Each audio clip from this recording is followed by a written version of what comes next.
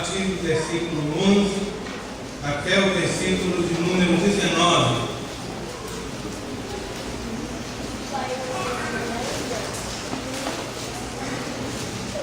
Lucas 17, versículo 11.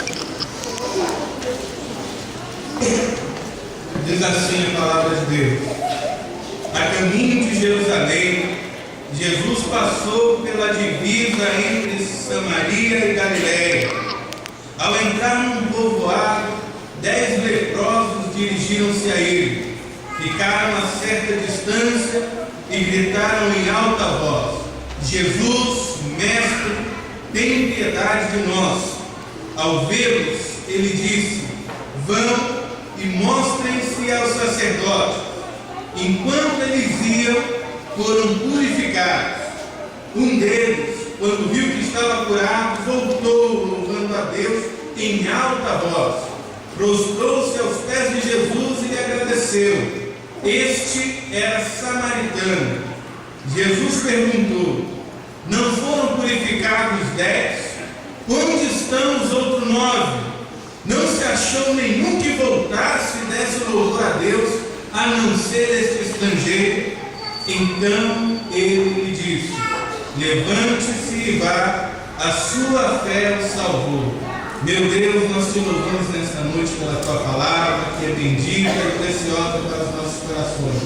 E eu te peço, Deus, que o teu Santo Espírito nos dê o entendimento desta palavra e que as verdades aqui ensinadas possam criar raízes nos nossos corações, mudando, Deus, a nossa atitude, o nosso modo de ver o mundo e levando-nos a uma adoração verdadeira. No nome de Jesus eu te peço. Amém. Um texto que fala dos 10 leprosos é bastante conhecido e ele tem algumas aplicações importantes para a nossa vida e também para a vida daqueles que ainda não conhecem a Jesus, ou talvez conheçam, mas não desenvolveram um relacionamento profundo, sincero, verdadeiro com Jesus. O texto começa dizendo que Jesus passou pela divisa entre Samaria e Galiléia. Isso aparece logo no versículo 11, que é o primeiro versículo desse texto. O interessante é que quando nós analisamos a localização geográfica de Samaria, de Galiléia, bem como o contexto social, o contexto histórico dessas duas cidades, nós descobrimos que de todo o território de Israel, estas duas cidades, esses dois lugares, eram aqueles que ninguém gostaria, ou que a maioria dos judeus não gostariam de passar. Na Galiléia, viviam felizes ali somente aqueles que eram galileus, porque os galileus eram desprezados pelo resto da nação, tanto porque eram um povo, segundo a ótica dos demais, culturalmente atrasados, como também pelo fato de ser uma população mista. Desde o tempo dos Macabeus, que os judeus foram expulsos daquela faixa de terra para poder habitar no meio dos seus compatriotas mais ao sul. Tempos depois eles retornaram a Galiléia, mas aquela terra já estava ocupada por gentios.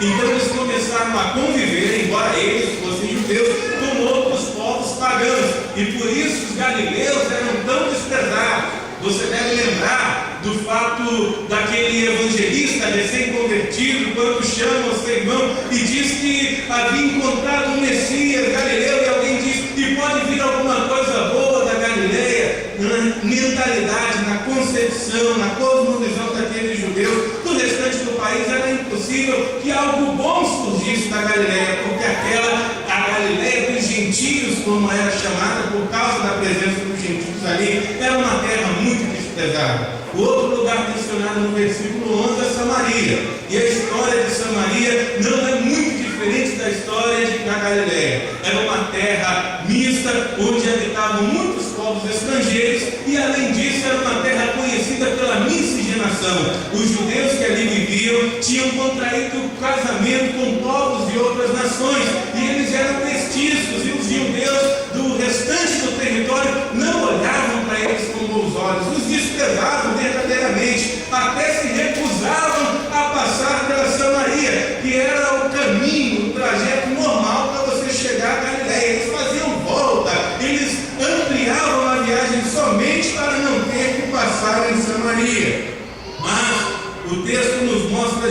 Jesus caminhando entre a divisa da Samaria e da Galiléia. Jesus não fez distinção entre aqueles povos. Jesus não os desprezou como os demais judeus, mas fez questão de estar ali e de se posicionar bem na fronteira dessas duas cidades. A segunda coisa que nós vemos nesse texto, e se encontra nos versículos seguintes, é o encontro de Jesus com esses leprosos. Diz que ao entrar no povoado, 10 leprosos dirigiram-se a Jesus. E a palavra lepra, até os dias de hoje, ela traz o estigma de ser uma doença deformatória, contagiosa e incurável. Ainda que nos nossos dias a lepra, hanseníase, como é conhecida nos dias de hoje, ela pode ser facilmente tratada através de coquetéis de drogas. A concepção que as pessoas têm até os dias de hoje é que a lepra é uma doença deformatória, contagiosa e incurável. E naquele tempo não era diferente disso. As coisas se ampliavam ainda mais na realidade. A lepra era uma das doenças mais temidas por aqueles povos antigos. E ela levava automaticamente ao claustro. As pessoas que tinham lepra, que contraíam essa doença, eram isoladas da cidade. Eles habitavam em aldeias construídas exclusivamente, especificamente para os leprosos. Eles tinham que deixar o convívio da sociedade, eles tinham que deixar o convívio da sua casa, do seu lar, deixar filhos, deixar esposa, deixar os amigos. Eram impedidos de relacionar-se com as outras pessoas por causa do medo do contágio. Eles não podiam sequer tocar as outras pessoas, e quem fosse tocado pelo leproso ou tocasse o leproso era considerado cerimonialmente impuro. Então a lepra era a doença da solidão, era a doença do abandono, porque aqueles que contraíam lepra, eles automaticamente eram condenados a viver na solidão e no abandono. E você há de concordar comigo que é ruim viver no abandono, que é ruim viver na solidão, que é ruim você ver as pessoas e você estar cercado de pessoas e não poder, não conseguir relacionar-se com elas. E é ruim e ainda pior quando a solidão produzida pelo abandono, ela se instala no nosso coração gerando revolta. Quando quem devia amar e cuidar é quem abandona, porque é isso que acontecia com eles. Era a família a primeira a abandonar, e isso despedaça o coração.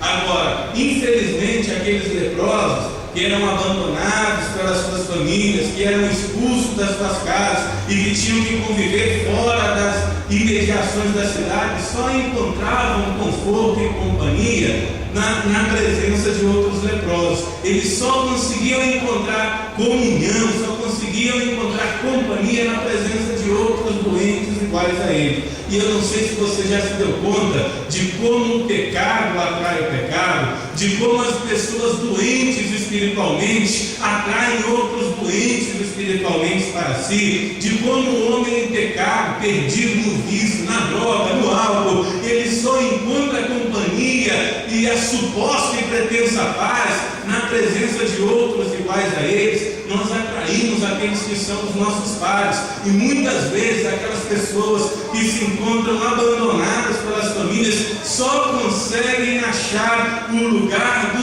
suposto e pretenso descanso na companhia de outros desprezados tais como eles. E como a solidão gera revolta, como o abandono gera angústia, pessoas solitárias, abandonadas, que convivem mutuamente, que estão constantemente juntos, acabam por formar um círculo de angústia, um círculo de revolta, um círculo de tristeza. Nós, irmãos, acabamos por nos tornar iguais às pessoas de quem nós nos cercamos. As pessoas que você escolhe, seleciona para conviver com você, para formar o seu círculo de amizade, serão um reflexo da sua personalidade. Eles vão se espelhar em você e você neles. Então, quando nós nos cercamos de pessoas negativas, quando em lugar de buscar conselhos na palavra de Deus, na casa de Deus, nos filhos de Deus, nós buscamos conselhos longe de Deus, naqueles que não temem a Deus, nós começamos a ficar, tal como o leproso, desfigurados, talvez não externamente, mas interiormente. O coração é desfigurado, a fé se torna claudicante, as esperanças vão marchitando, vão murchando, e nós vamos definhando na alma, definhando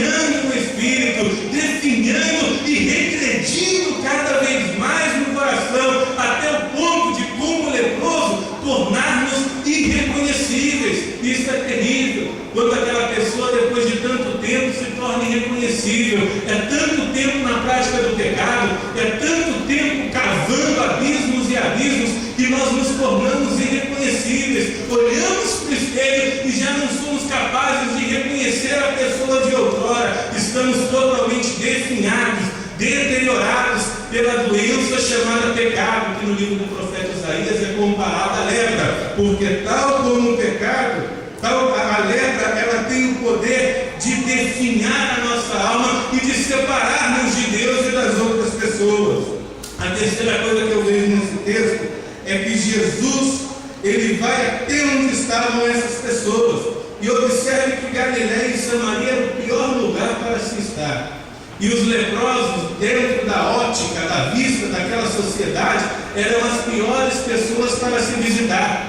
E Jesus vai até o pior lugar e ele procura as piores pessoas para se relacionar. Isso mostra para nós que Jesus não conhece barreiras para poder se relacionar com as pessoas e que ele vê as pessoas com olhos que as outras pessoas não têm. Ele nos vê como ninguém nos vê. Aos olhos da sociedade judaica, aquelas pessoas eram uma escória, aquelas pessoas eram um dejeto humano, eles eram impuros e deformados, mas aos olhos de Jesus, eles eram suas criaturas, objetos do seu amor, gente carente da sua misericórdia e feitos à imagem e à semelhança de Deus.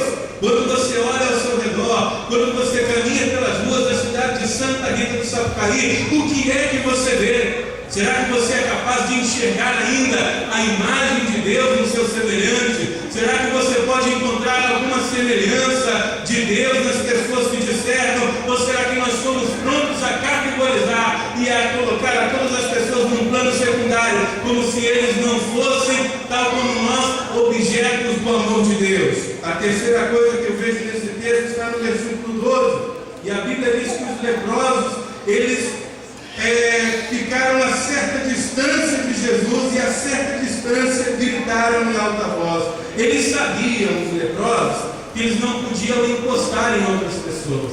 Eles sabiam das suas limitações, que eles não podiam se comunicar livremente com outras pessoas, e muito menos com Jesus, que eles sabiam que era o mestre, como eles mesmos clamaram. E quantas vezes nós nos sentimos assim também, quando somos atrapados pelo pecado, quando somos seduzidos pelo engano, e uma vez pecando nós nos sentimos impuros, tão impuros que pensamos que não temos condições sequer de nos aproximar de Deus, e pecado vai chamando pecado, e o pecado vai tomando conta da nossa vida de tal maneira que a gente não consegue mais se relacionar com Deus, e você diz assim: quem sou eu para poder orar a Deus?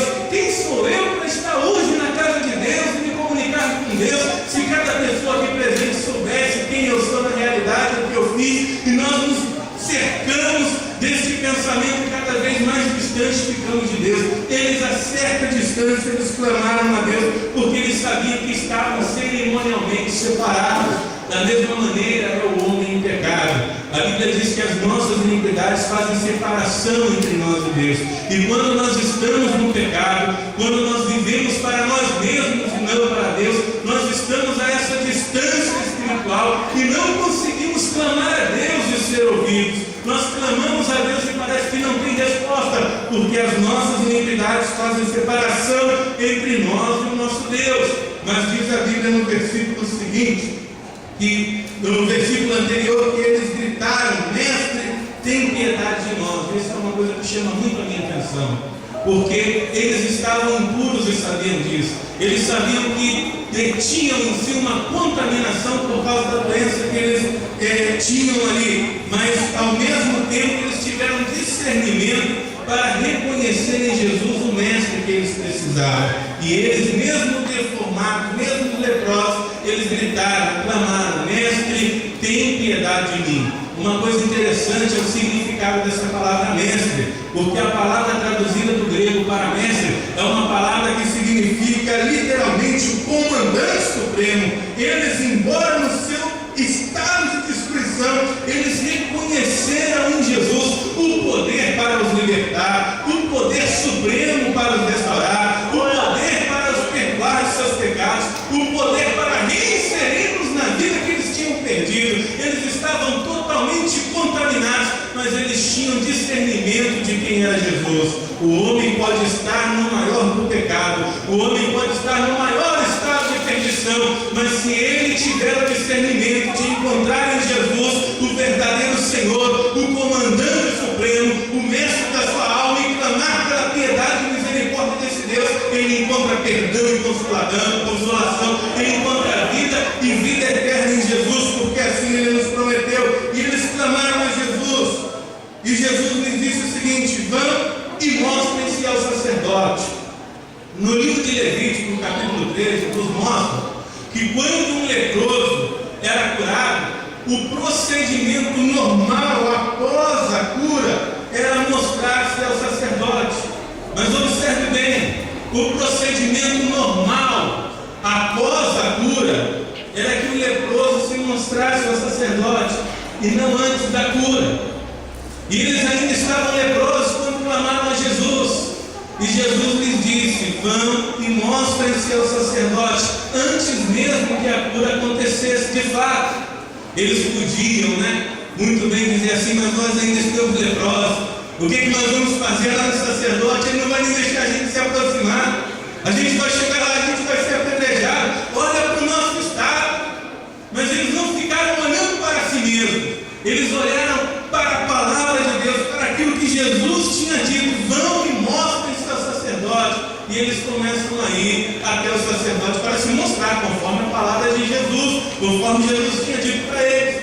E eu imagino, eu gosto de ler a Bíblia e tentar imaginar o que aconteceu. Isso é apenas na minha imaginação, mas imagino aqueles 10 homens, aqueles 10 leprosos andando para mostrar-se aos sacerdotes, todos leprosos. E aí um começa a olhar para o outro e vê que a lepra está sumindo, e um olha para o outro e diz: cara, você não está leproso mais não. E ele fala: você também não está leproso não. O que aconteceu com a gente? A gente está curado, a gente acreditou na palavra daquele Jesus e a lepra desapareceu.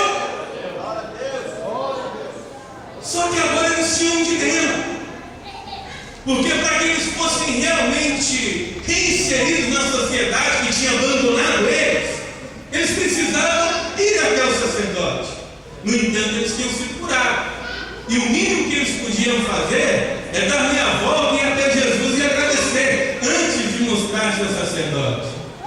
Só que alguns deles estavam tão desejosos de ser reinseridos àquela sociedade que tinha os abandonado, que eles prosseguiram a viagem, eles continuaram caminhando, e somente um daqueles homens retrocedeu para agradecer a Jesus.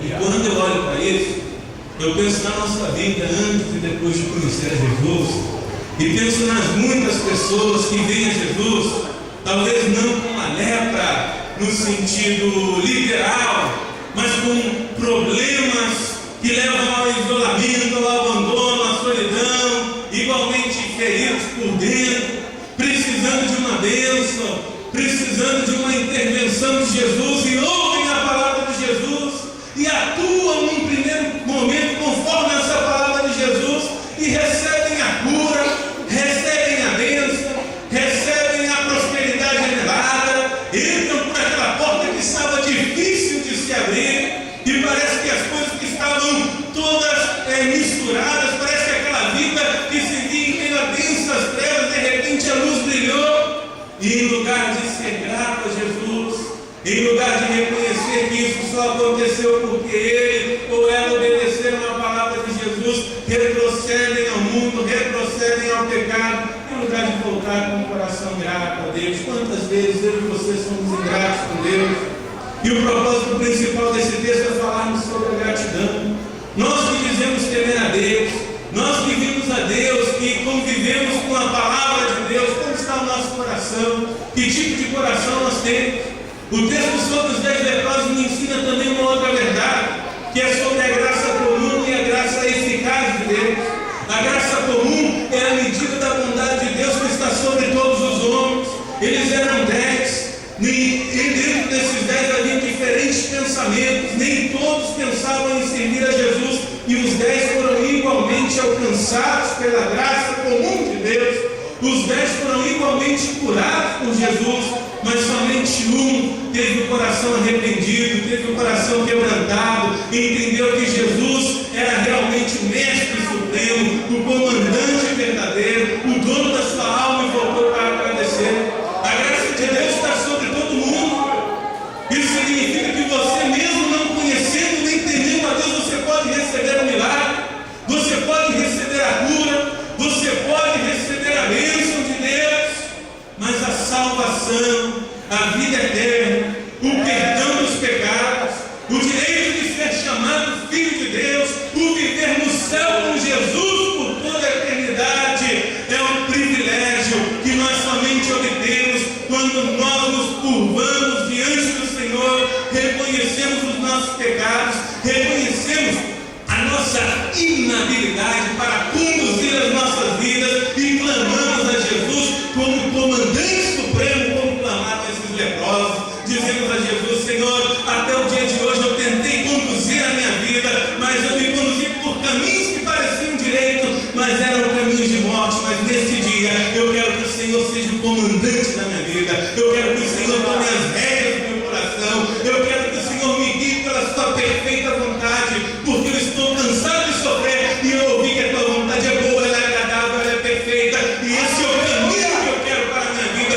Foi isso que aconteceu no coração daquele último leproso. Ele não pensou como os 9, ele não estava pensando somente nas bênçãos e nos milagres. É bom receber a bênção, é bom receber a cura, é bom receber o milagre, mas é maravilhoso ter o dono da bênção, o dono da cura, o dono do milagre morrendo no nosso coração. E é isso que Jesus quer fazer na sua vida nessa noite. Eu não sei em que condição você chegou aqui. Talvez você diga assim: a minha situação é tão difícil que eu duvido que Jesus queira estar no meu lugar, que alguém queira estar no meu lugar, ou que Jesus possa me ver com olhos de misericórdia. Eu quero dizer a você que Jesus esteve no seu lugar, Ele esteve na sua condição, Ele se fez homem e levou o nosso pecado sobre si. Ele sabe o que é sofrer, Ele sabe o que é padecer, Ele sabe o que é lutar contra essa humanidade, mas Ele venceu a morte, Ele venceu o pecado, Ele é o autor da vida, e Ele é o único que tem condição de te dar vida abundante e vida eterna. Eu quero convidar você a se colocar de pé nessa noite. E eu não sei que tipo de coração está dentro do seu peito, e você não sabe também que tipo de coração está aqui dentro. Só Deus vê essas coisas. Mas eu quero acreditar que aí dentro tem um coração arrependido, que aí dentro tem um coração que ama Deus. Milagre é bom, bênção é bom, cura é bom. E eu estou dizendo algo aqui que eu posso até me comprometer. Parece que eu estou lutando, eu estou jogando contra a instituição ao dizer isso, ao dizer que você não precisa ser crente para receber milagre, você não precisa ser crente para receber cura, você não precisa ser crente para receber vitória e bênção. O sol nasce todos os dias sobre o justo e o ímpio, a chuva também. Deus é um Deus abençoador, mas de que vale ganhar o mundo todo e perder a salvação da nossa alma? De que vale ter todas as bênçãos na terra e não ter um tesouro no céu? De que vale ter toda a vida, mas não ter a vida abundante que flui para a vida eterna? Essa vida que Deus te promete nessa noite. Eu queria orar com você, e eu queria nesse momento perguntar: se você que veio hoje, talvez pela primeira vez, segunda, terceira, você tem ouvido o Evangelho, se você não quer tomar a mesma decisão, a mesma atitude que os seus irmãos, que os seus amigos que estão aqui um dia tomaram, de receber a Jesus como teu Salvador e Senhor no seu coração, se você hoje quer uma vida nova, se você quer esse perdão que nós temos mencionado, e se você veio buscar esse perdão, quero convidar você a sair do seu lugar e vir aqui à frente nesta noite para receber essa oração. E nessa oração eu quero pedir a Deus que quebrante todas as algemas da solidão, do abandono, e enche o seu coração de alegria e vida, e principalmente dê a vida eterna. Se você hoje quer receber a bênção de Deus e principalmente o perdão e a vida eterna, eu quero te convidar a vir aqui à frente. Nós vamos louvar a Deus. Eu queria pedir ao grupo, aos irmãos da orquestra, que nos ajudem louvando a Deus com uma canção enquanto nós oramos nessa noite. E nesse momento, enquanto eles estão cantando, eu quero que você reflita na letra dessa canção. E se você se sente tocado por Deus, eu quero convidar você a dar um passo de fé, a vir aqui adiante, entregar a sua vida para Jesus, para receber o perdão dos seus pecados e a vida eterna. Senhor Deus, nós te louvamos nesta noite, nós te adoramos pela tua bênção, pela tua misericórdia, principalmente pelo perdão.